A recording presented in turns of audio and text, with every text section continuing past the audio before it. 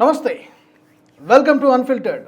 బీజేపీకి కొత్త రథసారథిగా నితిన్ నవీన్ను ఎంపిక చేశారు. తాజాగా కొద్ది రోజుల కిందట వర్కింగ్ ప్రెసిడెంట్గా ఎంపిక చేశారు. తాజాగా పూర్తి స్థాయి జాతీయ అధ్యక్షుడిగా అతను బాధ్యతలు కూడా తీసుకున్నారు. స్వయంగా నరేంద్ర మోదీ అతని దగ్గరుండి ఆ కార్యక్రమంలో పాల్గొన్నారు.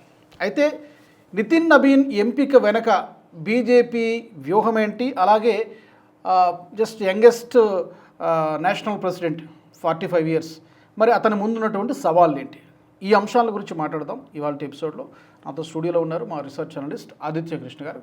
ఆదిత్య గారు నమస్తే. నమస్తే అండి. చాలా సర్ప్రైజెస్ ఉంటాయి, అసలు ఎవరు ఊహించని నిర్ణయాలు తీసుకుంటుంది బీజేపీ. చాలాసార్లు ప్రూవ్ అయింది అది. ఢిల్లీలో సీఎం రేఖా గుప్తా గారు కానివ్వండి, ఇవన్నీ కూడా. So coming back to Nitin Naveen ఎంపిక ఎలా చూస్తారు మీరు?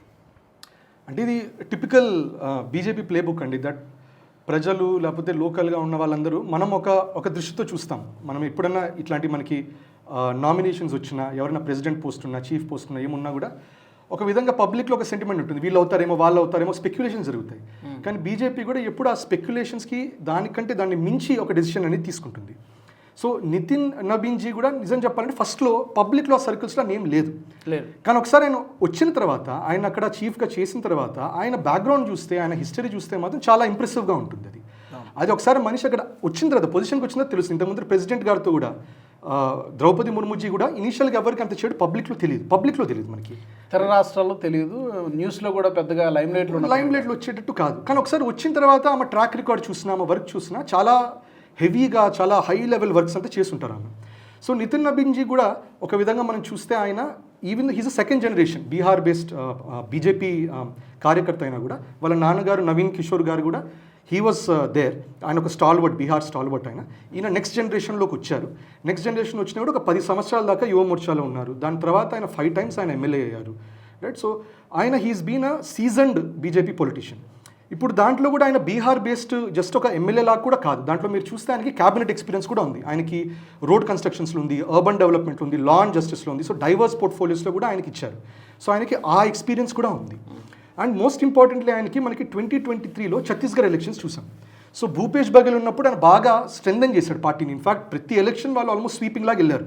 ఇన్ఫాక్ట్ మీరు ఇప్పుడు గూగుల్లోకి వెళ్ళి 2023 ఎగ్జిట్ పాల్స్ని చూడండి, ఎందుకంటే పబ్లిక్ అది జ్ఞాపకంలో ఉండదు. కానీ 2023 ఛత్తీస్గఢ్ ఎలక్షన్స్ ఎగ్జిట్ పోల్స్ అని చూడండి. ఎగ్జిట్ పోల్స్ అన్నీ ఏమంటాయంటే మీకు 50 to 55 seats కాంగ్రెస్, అట్లాగే మేబీ సమ్వేర్ 30 to 35 seats మీకు బీజేపీ అన్నట్టు వచ్చింది. కానీ అట్లా ఆ స్టేట్లో ఉండగా లాస్ట్ 2-3 monthsలో అమిత్ షా గారు ఒక విజిట్ వేస్తారు. ఆయన సెప్టెంబర్లో రావాల్సింది, ఎందుకు ఫస్ట్ క్యాన్సిల్ అయింది, అక్టోబర్లో వస్తారు ఆయన. సో ఛత్తీస్గఢ్కి వచ్చిన తర్వాత నెక్స్ట్ మనకి ఏం తెలుస్తుందంటే ఈయన నితిన్ నవీన్ జీ ఆయన అక్కడ ఇన్ఛార్జ్ చేస్తారు, ఎలక్షన్స్కి ఇన్ఛార్జ్ చేసిన తర్వాత సడన్గా ఏమైందో తెలియదు, మనకి ఎలక్షన్ రిజల్ట్స్ వచ్చినప్పుడు పోల్ రిజల్ట్స్ కంప్లీట్గా రివర్స్ అయ్యాయి. మీడియాలో కూడా అందరు ఛత్తీస్గఢ్ పోయింది అన్నట్టు మాట్లాడినా కూడా ఎగ్జాక్ట్ ఆపోజిట్. దట్ బీజేపీకి మీకు 50+ seats వచ్చాయి, కాంగ్రెస్కి 30+ seats వచ్చాయి. సో దీనికి one of the person is a stalwart అనేది నితిన్ నవీన్ జీనే. ఇది బీహార్ అయిన లోకల్ స్టేట్ అయినా కూడా ఆయన బీజేపీ మెషినరీని ఆయన ఛత్తీస్గఢ్లో యాక్టివేట్ చేసి ఈ రిజల్ట్ని తేయగలిగారు. దీంతో ఆయన ఆర్గనైజేషన్ కేపబిలిటీని చూపించగలిగారు అనేది అంటారు. సో ఆయనకి బీహార్లో లోకల్ పొలిటికల్గానే కాకుండా క్యాబినెట్లో ఆయనకి మినిస్ట్రీ లెవెల్ ఎక్స్పీరియన్సే కాకుండా దానిపైన ఆయన సెకండ్ జనరేషన్ అవటమే కాకుండా ఆయనకి అక్రాస్ ద స్టేట్స్ ఛత్తీస్గఢ్లో కూడా ఆయనకు ఎలక్షన్ గెలిపించగలిగారు అంటారు. సో దీనివల్ల న్యాచురల్గా మనకి పరిణామాలు చూడొచ్చు. ఇవాళ అమిత్ షా గారు చాలా కాన్ఫిడెంట్గా మనకి March 31 కల్లా ఒక నక్సల్ ముక్త భారత్ వస్తుందంటే వన్ ఆఫ్ ద ఫైనల్ ఈ బ్యాటిల్ గ్రౌండ్స్ అనేది నక్సలిజంతో అది ఛత్తీస్గఢ్లోనే నడుస్తుంది. అది ఇన్ఫాక్ట్ బీజేపీ అక్కడ ఫోర్టిఫై చేసుకోగలిగింది కాబట్టే ఒక విధంగా అమిత్ షా గారి ఈ ప్రపోజిషన్, ఈ ఐడియా కూడా ముందుకనే వెళ్తుంది. సో దానివల్ల అక్కడ నితిన్ నవీన్ జీ అక్కడ చాలా ఇంపార్టెంట్ ప్లేయర్ అనేది అవుతారు. సో ఈ నేపథ్యంలో మనం చూసుకుంటే నెక్స్ట్ మనకి త్వరలోనే రాబోతున్నాయి, కొన్ని నెలల్లో రాబోతున్నది ఏంటి, మనకి ఇటువైపు ఈ భారత్లో ఈస్ట్ సైడ్ అంతా ఆ ఎలక్షన్స్ రాబోతున్నాయి. మనకి అస్సాం రాబోతుంది, బెంగాల్, తమిళనాడు, కేరళ, పుదుచ్చేరి రాబోతున్నాయి. దీంట్లో బెంగాల్ అనేది మనకు తెలిసిందే, అది ఒక బాయిలింగ్ పాట్ ఆఫ్ ఎలక్షన్. అది బంగ్లాదేశ్ ఇష్యూ వల్ల కూడా అక్కడ ఇంపాక్ట్ అనేది ఉంటుంది. సో అట్లాగే అస్సాం అనేది అదొక బీజేపీ స్ట్రాంగ్ హోల్డ్ అయినా కూడా మనకు తెలిసిందే, దాంట్లో అక్కడ బీజేపీ చీఫ్ అన్నారు దట్ మేము ఇక్కడ 103 seatsలోనే కంటెస్ట్ చేస్తాం, మిగతా ఛాన్స్ కూడా లేదు, we will not get there. 103 seats మీదనే కంటెస్ట్ చేస్తాం, దాంట్లో వాళ్ళకి 64-65 seats ప్లస్ రావాలి వాళ్ళకి. సో ఇక్కడ నితిన్ నబీ గారు ఆయన ఇన్ఛార్జ్కి వచ్చినప్పుడు యు నో దట్ ఇమ్మీడియట్గా ఆయనకి ఇంపెండింగ్ ఆయనకి 5 elections ఉన్నాయి 5 states. సో ఇక్కడ మేబీ ఇది కూడా దృష్టిలో పెట్టుకుని ఉండొచ్చు. ఎందుకంటే బీహార్ మీరు చూస్తే అస్సాంకి ప్రాక్సిమిటీలో ఉంది, బెంగాల్కి ప్రాక్సిమిటీలో ఉంది, ప్లస్ ఆయనకి ఇప్పుడు చిన్నగా ఈ వేరే స్టేట్స్లో మెషినరీస్లో ఆపరేట్ చేసే కేపబిలిటీ అనేది ఉంది అది. So I think it's interesting to see that Nitin Nabin choice మనం ఎవరు గుర్తించకపోయినా కూడా బీజేపీ గుర్తించి ఆయన అక్కడ ఆ పొజిషన్లో పెట్టింది. సో ఇన్ఫ్యాక్ట్ ఇంట్రెస్టింగ్గా మన ప్రధానమంత్రి మోదీజీ కూడా అన్న మాట ఏంటంటే ఆయన మా బాస్, సో నేను కూడా నా రిపోర్ట్ ఈయనకి ఇవ్వాలి. సో ఒక విధంగా క్లారిటీగా ఏం చెప్తున్నారు that head of the government head of BJP వేరు, అది వేరు, అది సెపరేషన్ వేరు. So as a party man నేను నితిన్ నబీన్జీకి నేను I will have to report, అట్లాగే నేను చేసుకునేది గవర్నమెంట్ నేను చేసుకున్నాను. సో రెండు ప్రైమ్ మినిస్టర్ వేరే, ప్రైమ్ మినిస్టర్ వేరు, పార్టీ మ్యాన్ వేరు, వేరు.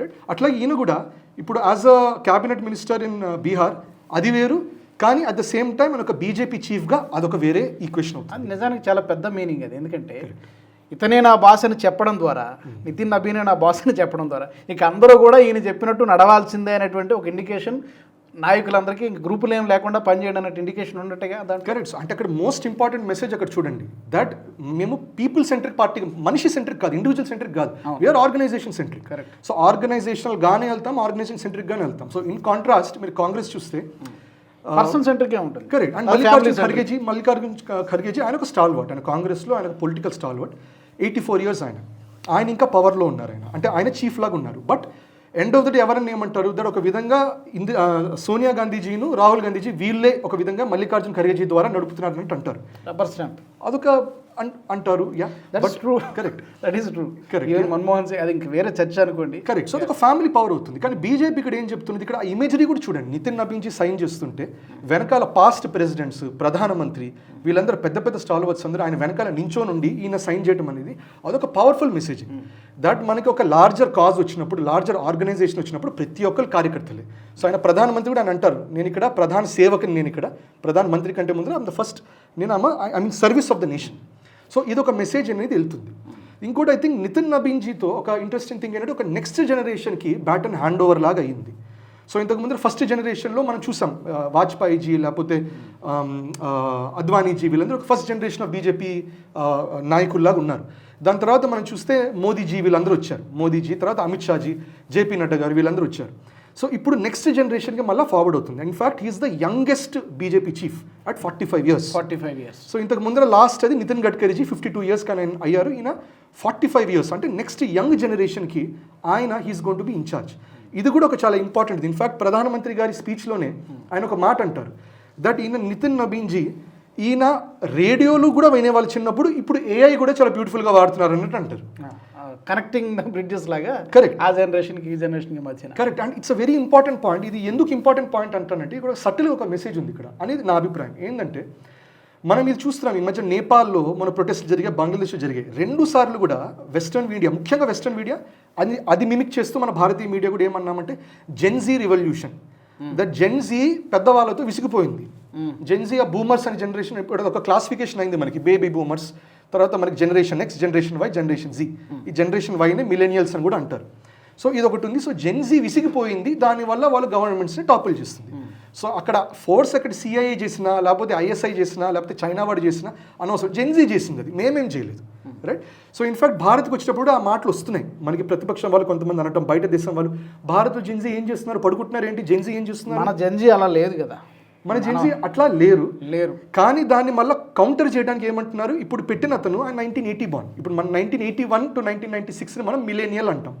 సో మిలేనియల్ అనేది మళ్ళీ అదేం ఓల్డర్ జనరేషన్ కాదు. అది ఇప్పుడు నితిన్ నబీన్జీ మిలేనియల్ కంటే మేబీ ఒక 5-6 months చిన్న. సో ఇక్కడ ఒక మెసేజింగ్ ఏంటి, జెన్జీ అనేది ఇప్పుడు చాలా ప్రొడక్టివ్గా వాడాలి మనం. ఇప్పుడు ఎండ్ ఆఫ్ ద డే ఏమన్నా కూడా మనం రకరకాల ఈ రకరకాల భేదాలు ఏమని పెట్టచ్చు. ఎవరు సిఐఏ అయినా లేకపోతే రష్యా నుంచి అయినా, రష్యా నుంచి జనరల్గా అవ్వకపోయినా కూడా చైనా నుంచి అయినా, ఐఎస్ఐ ఇప్పుడు ఐఎస్ఐ ఆల్రెడీ చేస్తున్నది మనకి. ద్రవిడిస్తాన్ అని ఆలోచన పెట్టడం, నార్త్ ఈస్ట్ సెపరేటిజంలోకి వెళ్ళడం, సో ఇవన్నీ ఖాళిస్తానీ మూవ్మెంట్ పెట్టడం, ఇవన్నీ యంగర్ మైండ్స్లో కూడా దింపుతున్నది. అది మన భారత ప్రభుత్వం అది కౌంటర్ చేస్తున్నది. కానీ ఇప్పుడు బీజేపీలో ఇటువంటి అతను రావడం వల్ల ఏంటంటే బీజేపీ క్యాడర్ కూడా అదొక దారి, దట్ జెన్జీని కూడా వింటాము, జెన్జీని కూడా ఐడెంటిఫై చేస్తాము. ఇంకోటి మీరు స్టార్టింగ్ ఇంట్రొడక్షన్ ఒక చాలా ఇంట్రెస్టింగ్ పాయింట్ అన్నారు దట్ మనం 2023 ఎలక్షన్స్ అప్పుడు మనం రకరకాల పేర్లు అనుకున్నాం. దట్ ఏమనుకుంటాం మనం, రాజస్థాన్ ఇప్పుడు గెలిస్తే వసుంధర రాజే గారు అవుతారు కదా అనుకుంటాం, లేకపోతే మధ్యప్రదేశ్ మళ్ళీ శివరాజ్ సింగ్ చౌహాన్జీనే అవుతారు కదా అనుకుంటాం. అక్కడ అన్ని కొత్త కొత్త పేర్లు వచ్చాయి మనకి. రైట్. సో అక్కడ భజన్లాల్ శర్మ గారు అన్నారు, మోహన్ యాదవ్ గారు అంటారు. రైట్. లేకపోతే రేఖా గుప్తా అంటే అప్పుడు ఎవరికి తెలియదు. సో ఇక్కడ ఒక చాలా ఇంపార్టెంట్ పాయింట్ మనకి తెలియాల్సింది. ఇప్పుడు ఇతను నితిన్ నబీన్జీ కూడా దీని ముందు రకరకాల పేర్లు వచ్చాయి. We need not take on the channel, కానీ రకరకాల పేరు, వీళ్ళు అవుతారేమో వాళ్ళు అవుతారేమో స్పెక్యులేషన్స్. దీంట్లో కొంతమంది అంటే ఏంటి, ఇట్లాంటి చోట్ల కొంతమంది ఫ్రెండ్లీ మీడియా నెట్వర్క్స్కి ఏమంటారు, మీరు నా పేరు చెప్పుంచండి కూడా కొంతమంది అంటారు. కొంతమంది ప్రజల నుంచి వస్తాయి, ఇది చేయొచ్చు కదా, మా నాయకుడు కదా చేయొచ్చు కదా అంటారు. కానీ ఇవన్నీ కాకుండా ఇంకో పర్సన్ వస్తారు. సో ఇక్కడ కూడా నా ఉద్దేశంలో ఏంటంటే బీజేపీ ఒక స్ట్రాంగ్ మెసేజ్ ఇక్కడ కూడా ఇస్తున్నది క్యాడర్కి, కార్యకర్తలకి, ప్రజలకి. ఇన్ఫ్యాక్ట్ ఇది బిజినెస్ లెసన్ కూడా. ఏం లెసన్ అంటే ఇది ఏ బిజినెస్లో అయినా, ఏ పొలిటికల్ పార్టీలో అయినా కూడా ఏమనుకుంటారంటే మేము పని చేస్తే సరిపోదు, మా పేరు తెలియాలి. సో పెద్ద పెద్ద కటౌట్లు మా ఉండాలి. ఇప్పుడు పొలిటిక్స్లో చూస్తాం మనం, ఎక్కడైనా హైదరాబాద్ అయినా విజయవాడ అయినా వెళ్తే రోడ్ల మీద పెద్ద పెద్ద కటౌట్లో పెద్ద ఇప్పుడు ఒక సీఎం గారు ఉంటే సీఎం పక్కన దండాలు పెట్టుకుని ఫోటోలు ఉంటాయి. అక్కడ ఉద్దేశం ఏంటి, దట్ మేము ఉన్నాము అని తెలియాలి, విజిబిలిటీ అనేది ఉండాలి. Visibility is important in politics అని. ఇది ఒక విధంగా ట్రూనే. ప్రపంచవ్యాప్తంగా విజిబిలిటీ ఉన్నవాడు ఎదుగుతాడు. కంపెనీలో కూడా కష్టపడేవాడు కాదు, బాస్తో కూర్చొని పార్టీలకు వెళ్తూ కొంచెం హౌ ఆర్ యూ బాస్ అనేవాడు జనరల్గా వాడే ఎదుగుతాడు, విచ్ ఇస్ ట్రూ. కానీ బీజేపీ ఏమంటుంది, మీరు ఎంతైనా విజిబిలిటీకి చేయండి, గుడ్, విజిబిలిటీ జాగా దానికి ఉంది, వి అండర్స్టాండ్. కానీ ఎండ్ ఆఫ్ ద కష్టపడి ఆ పని చేసేవాడికి ఫస్ట్ వాడికి ప్రాముఖ్యత ఇస్తాం. బాగా మీరు పని చేయండి, వీ విల్ రికగ్నైజ్ యూ. ఎటువంటి ఆప్షన్ లేకపోతే అది వేరే విషయం, అప్పుడు సరే బాగా లైమ్ లైట్లో ఉన్న వాళ్ళు ఓట్ బ్రింగర్స్ వస్తారు. కానీ మీరు కష్టపడి పని చేసి లాయల్గా చేసి మీరు ఎవరితో ఎటువంటి కాన్ఫ్లిక్ట్స్ పెట్టుకోకుండా నడిపిస్తే మీరే మా ఫస్ట్ ప్రయారిటీ అనేది అది రిపీటెడ్గా మీకు వినిపిస్తుంటుంది. ఇప్పుడు తెలంగాణ కూడా మనకి బీజేపీ చీఫ్ మారినప్పుడు రకరకాల పేర్లు వచ్చాయి, డిఫరెంట్ ఫ్యాక్షన్స్ అయ్యాయి. డిఫరెంట్గా కూడా వీళ్ళు పెడితే బాగుంటుంది, వాళ్ళు పెడితే బాగుంటుంది. కొంతమంది నేతలు వీళ్ళు రాకపోతే మేము రిజైన్ చేస్తాం, ఇట్లాంటివి కూడా జరిగాయి మనకి.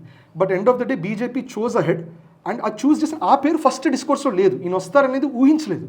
ఆ లిస్ట్లోనే లేదు అసలు, ఈ పేరు పబ్లిక్లో లేదు, వాళ్ళ లిస్ట్లో ఉంటుంది, వాళ్ళ లిస్ట్లో ఉంది, మన డిస్కోర్స్లో లేదు, బీజేపీ లిస్ట్లో ఉంది. కరెక్ట్. జనరల్గా ఇప్పుడు న్యూస్ మీడియాకి కానీ లేకపోతే జనరల్గా సోషల్ మీడియా వాటిలో కానీ ఎక్కడ నితిన్ నవీన్ పేరు లేదు.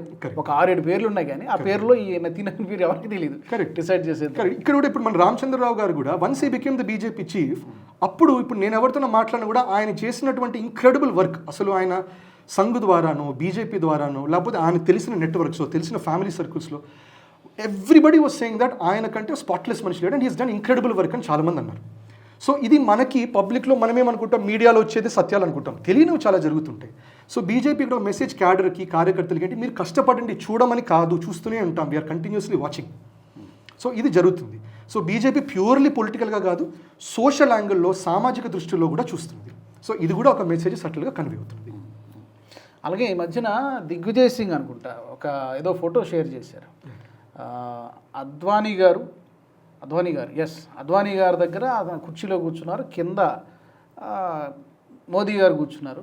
చూడండి బీజేపీలో ఎలా ఉందో సిస్టము, ఒక కింద నేలపై కూర్చున్నటువంటి వ్యక్తి కూడా ఒక సామాన్య కార్యకర్త కూడా ఈ రోజున ప్రైమ్ మినిస్టర్ లెవెల్కి వెళ్ళారు. అంటే డీసెంట్రలైజ్ కావాలి అనేటువంటి ఉద్దేశంతో, అంటే మా పార్టీ అలా లేదని చెప్పేటువంటి ఉద్దేశం ప్రతిపక్ష లీడర్లు కూడా ఒప్పుకున్నటువంటి పరిస్థితి. అంటే ఒక విధంగా అది నిజమే కదండి. అంటే మనకి ఎండ్ ఆఫ్ ద డే ఏమవుతుందంటే, మనకి మెజారిటీ రీజనల్ పార్టీస్ చూస్తే ఫ్యామిలీ కంట్రోల్స్లోకి వెళ్ళిపోయాయి, కంపెనీస్ లాగా అయిపోయాయి. అది తప్పదు. అది ఎందుకు రీజనల్ పార్టీస్ మనకి రీజనల్గా ఫామ్ అయిందంటే ఒక ఐడియాలజీ ద్వారా వస్తుంది. ఆ ఐడియాలజీ కూడా ఇనీషియల్గా ఇన్స్టాల్ చేసిన కొన్ని ఫ్యామిలీస్ ఉంటాయి. సో అవే ఉండిపోతుంది. ఇక్కడ ఒక ఎక్సెప్షన్ మీకు బీజేపీది అవుతుంది. బీజేపీది ఉన్న ఐడియాలజీ ఏంటంటే అదొక భారత్ మొత్తంలో అన్ని వైపుల నుంచి, ప్రతి వైపు నుంచి వచ్చి తయారైనటువంటి ఐడియాలజీ అది. ఇప్పుడు ఫర్ ఎగ్జాంపుల్ అది ఇప్పుడు ఇంటిగ్రల్ హ్యూమానిజం, బీజేపీకి మీరు బీజేపీ వెబ్సైట్కి వెళ్ళి ఫిలాసఫీ ఆఫ్ బీజేపీని కొట్టిన ఇంటిగ్రల్ హ్యూమానిజం కనబడుతుంది. ఇంటిగ్రల్ హ్యూమానిజం చాలా మటుకు ఇన్స్పిరేషన్ వేదాంతం నుంచి వస్తుంది. వేదాంతం అనేది మీరు చూస్తే మనకి కేరళలో శంకరాచార్య కూడా దానికి భాష్యం ఇచ్చి కమెంటరీస్ ఇచ్చారు, కశ్మీర్లో అభినవ్ గుప్తా కూడా ఇచ్చారు, లేకపోతే మీకు అనేక డిఫరెంట్ పార్ట్స్ ఆఫ్ భారత్ నుంచి మీకు అందరూ కంట్రిబ్యూట్ చేసింది. అటువంటి ఫిలాసఫీ నుంచి మనకి ఇంటిగ్రల్ హ్యూమానిజం అనేది వస్తుంది. సో దానివల్ల భారత్కి ఏమైపోయింది, బీజేపీకి ఏమైపోయిందంటే, అది పట్టుకున్నటువంటి ఫిలాసఫీ అయినా దానికి ఉన్నటువంటి లీడర్స్ అయినా కూడా పాన్ ఇండియా, అక్రాస్ ఇండియా. మీరు బీజేపీ చీఫ్స్ కూడా చూడండి, అదేం 1-2 స్టేట్స్లో కాదు. ఇప్పుడు అంటారు హిందీ హార్ట్లాండ్ అంటారు. మీరు ఎంత హిందీ హార్ట్లాండ్ అయినా కూడా మన ఆంధ్ర తెలంగాణ రీజన్ ఇప్పుడు ఆంధ్ర తెలంగాణ విడినా కూడా మనకి ఆంధ్ర రీజన్ నుంచి కూడా మనకి we had BJP chief, Telangana నుంచి కూడా వీ హ్యాడ్ బీజేపీ చీఫ్, అట్లాగే తమిళనాడు నుంచి కూడా we had BJP chief, Madhya Pradesh నుంచి కూడా ఉంది, ఇప్పుడు బీహార్ నుంచి కూడా ఉన్నారు. సో ఇక్కడ ఏంటి, బీజేపీ చీఫ్ ఒక చోట్ల మనకి ఒక కాస్టో లేకపోతే అట్లా లేదు, కాస్ట్ ఈక్వేషన్ కూడా చూడండి, అక్రాస్ కాస్ట్ స్పెక్ట్రమ్ ఉన్నారు. సో ఇప్పుడు ఈయన కూడా నితిన్ నబీజీ కూడా కాయస్థాన్ ఆయన. సో కాయస్థా అయినా కూడా ఆయనకేం ఇది మళ్ళీ ఇప్పుడు అంటారు బ్రాహ్మణ్ బనియా పార్టీ అంటారు. Kayastha is not Brahmin, Kayastha is not Bania, ఇంకా ఆయనకు ఒక అవకాశం అనేది ఇచ్చారు. సో ఇది మనం చూడొచ్చు, ఇది దట్ బీజేపీ అనేది తీసుకునే డెసిషన్స్లో అక్కడ బియాండ్ కాస్ట్ అవుతున్నది, ఒకటైతే డెఫినెట్గా పెట్టుకుంటున్నారు, వాళ్ళు హిందూ అవ్వాలి, హిందుత్వవాదీస్ అవ్వాలి. హిందుత్వవాది కాకపోయినా కూడా హిందుత్వానికి విరుద్ధమైన వాళ్ళు అయితే కాదు, పని చేయకూడదు, దేశానికి వ్యతిరేకంగా పని చేయకూడదు, హిందుత్వానికి వ్యతిరేకంగా పని చేయకూడదు. అంటే ఇంకా హిందుత్వానికి వ్యతిరేకం అంటే దేశానికి వ్యతిరేకం అంటే అవుతుంది. ఎందుకంటే మనకి హిందూ సాగర్ నుంచి హిమాలయాల దాకా మొత్తం హిందూనే, right? So end of the Aurangzeb దేశాన్ని పిలిచినాడు హిందుస్థాన్ అని అనేవాడుతాను. సో ఇది హిందుత్వమే అవుతుంది. సో ఫైనల్గా ఇప్పుడు ఈ సంవత్సరంలో జరగబోయే ఈ 5 స్టేట్ ఎలక్షన్స్లో దాన్ని మనము అంటే ఒక ఇతను పనితీరుకి it's too early to predict, దాన్ని ఒక ప్రామాణికంగా తీసుకుంటారా అంటే అలా వ్యక్తిని రెస్పాన్సిబుల్ చేయరు కదా డెఫినెట్గా ఛాలెంజే 5 స్టేట్ ఎలక్షన్స్లో ఎలా మనం తీసుకోవచ్చు అంటే మనం డెఫినెట్గా ఒకటి ఏం చెప్పాలంటే అండి, ఒక వ్యక్తితో ఏది నడవదు ఏదున్నా కూడా సిస్టమ్ రిప్రజెంటేటివ్స్ ఉంటారు. ఇప్పుడు for example end of the day భారతదేశంలో అందరూ కష్టపడాలి అండ్ ఇంటర్నేషనల్ ఫోరమ్స్ గట్టిగా ఉండాలి, కానీ మోదీ సర్కార్ అని అంటాం మనం, గుడ్ అయినా బ్యాడ్ అయినా. సో ఆయనకి ఫలితాలు వస్తాయి, అట్లాగే ఏమన్నా తిట్టినా కూడా ఆయనకే వస్తాయి. సో రెస్పాన్సిబిలిటీ ఒకళ్ళు ఇవి తీసుకోవాల్సింది. కానీ ఇక్కడ మేబీ ఆయనతో ఒక ఎక్స్పెక్టేషన్ ఏముంటుందంటే నెక్స్ట్ జనరేషన్తో కనెక్ట్ అవ్వాలి. ఎందుకంటే ఇప్పుడున్న కార్యకర్తలందరూ లార్జ్ నెంబర్ ఆఫ్ యంగ్స్టర్స్ ఇప్పుడు కార్యకర్తలుగా అవుతున్నారు. కొంతమందికి సేవాభావంతో వస్తున్నారు, కొంతమందికి పొలిటికల్ ఆస్పిరేషన్స్ ఉన్నాయి, అన్ని రకాల ఆస్పిరేషన్స్ ఉన్నాయి. ఇప్పుడు నితిన్ నబీన్జీకి ఆయన యువ మోర్చాలో ఉన్నారు అంటే యంగ్స్టర్స్ పల్స్ ఆయనకి తెలుస్తుంది. అండ్ మోదీజీ అన్నట్టు ఆయన రేడియో టైం నుంచి ఉన్నారంటే ఆయన సీనియర్స్తో కూడా ఆయనకి ఇంటరాక్షన్ బాగుంటుంది ఆయనకి. సో ఆయనకి ఇంతకు ముందర ప్రిడెసెసర్స్ ఎవరెవరు ఉన్నారు, ఆయన ముందరున్న జేపీ నడ్డా గారు. ఇప్పుడు మీరు ఫ్లో ఆఫ్ బీజేపీ ప్రెసిడెంట్స్ మీరు చూస్తే, చీఫ్స్ చూస్తే మీకు ఇమ్మీడియట్గా ఇంతకు ముందర వచ్చిన జేపీ నడ్డా గారు ఆయన ఏం చేశారు, ఆయన మొత్తం ఫోర్టిఫై చేశారు. బీజేపీ ఎక్కడెక్కడ అది బలపడిందో అక్కడ ఇంకా బలపడి ఫోర్టిఫై చేసి అది కన్సిస్టెంట్గా మెయింటైన్ చేయగలిగారు. ఆయన ముందర వచ్చిన అమిత్ షాజీ ఏం చేశారు, ఏ రాష్ట్రాలు బీజేపీ లేదో అది ఎట్టి పరిస్థితితో తీసుకొచ్చి ఆయన ఎస్టాబ్లిష్ చేశారు. ఆయన స్టైల్ వేరే, కరెక్ట్. ఆయన ముందర వచ్చిన మీరు రాజ్నాథ్ సింగ్ని చూస్తే, రాజ్నాథ్ సింగ్ 2013-14లో వచ్చారు. బీజేపీ సెంట్రల్లో లేని టైంలో ఆయన వచ్చి ఆయన బీజేపీ సెంట్రల్లోకి వచ్చిన ఆ హ్యాండ్ ఓవర్ ఆయనే చేయించారు. సో బీజేపీ పవర్లోకి వచ్చినప్పుడు ఆయన బీజేపీ చీఫ్. దాని ముందర గడ్కరీజీ ఉన్నారు, 2009 నుంచి 13 దాకా ఉన్నారు. ఆయన టైంలో ఇట్స్ వెరీ డిఫికల్ట్ టైం బీజేపీకి, అది కాంగ్రెస్ పీక్లో ఉన్న టైం అది. ఆ టైంలో వచ్చి ఆయన మొత్తం గ్రౌండ్ అంతా ఎస్టాబ్లిష్ చేశారు. 2014లో అవ్వడానికి గ్రౌండ్ అంతా ఎస్టాబ్లిష్ చేశారు. సో ఇట్లాంటి ఒక లెగసీ ఉంది గడ్కరీజీ నుంచి మొదలుపెట్టి రాజ్నాథ్ సింగ్ జీ, అమిత్ షాజీ అండ్ జేపీ నడ్డాజీ దాకా ఇట్లాంటి లెగసీ ఉంది. ఒక్కొక్కరు స్టెప్ బై స్టెప్ బిల్డింగ్ చేసుకుంటూ వచ్చారు. సో ఇప్పుడు నితిన్ నబీన్జీకి ఏమవుతుంది, ఇంకా బీజేపీ 45 చేయాల్సిన కొన్ని టార్గెట్ ఏమై ఉంటుంది. ఈయన టార్గెట్ డెఫినెట్గా కొత్త స్టేట్స్లోకి రావాలి. ఒక్కొక్క స్టేజ్లో వచ్చారు, కరెక్ట్. ఇప్పుడు మూడోసారి రావడము, కరెక్ట్. ఈయన టార్గెట్ ఏంటి? ఈయన టార్గెట్ డెఫినెట్గా ఏంటంటే ఏమేమి స్టేట్స్లో లేదు దాంట్లో రావాలి, ఆర్గనైజేషన్ ద్వారా అవ్వాలి అది. So it is not going to purely happen by philosophy or ideology. ఇక్కడ ఇప్పుడు తమిళనాడు వెళ్తే తమిళనాడులో గట్టి ఐడియాలజీ ఉంది. ఆ గట్టి ఐడియాలజీని బ్రేక్ చేయాలంటే ఒక పవర్ఫుల్ ఆర్గనైజేషనల్ ఫోర్స్ ఉండాలి అక్కడ. అక్కడ కూడా మీరు చూస్తే మన అన్నమలైజీని అక్కడ పెట్టినప్పుడు అన్నమలైజీ కూడా అక్కడ ఇనవే ఆయన ఆర్గనైజేషన్లుగా ఆయన చాలా స్ట్రాంగ్ ఉన్నారు. ఆయన కూడా ఇప్పుడు నితిన్ నబీన్జీ జనరేషన్ కిందకి వస్తారు ఆయన. సో అక్కడ ఆయన స్ట్రెంథెన్ చేస్తున్నారు అక్కడ. ఇంకోటి వెస్ట్ బెంగాల్గా మీరు చూస్తే కాయస్థా బీహార్లో it's small population, less than 1%. కానీ బెంగాల్లో it is a strong population. In fact బెంగాల్లో భద్రలోక అని ఒక ఓట్ బ్యాంక్ లాంటిది అది. వాళ్ళ ఇంటెలెక్చువల్స్, వాళ్ళే అకాడమిషియన్స్, వాళ్ళే మీడియా, వాళ్ళ అక్రాస్ ద స్పెక్ట్రమ్ వాళ్ళు ఉంటారు.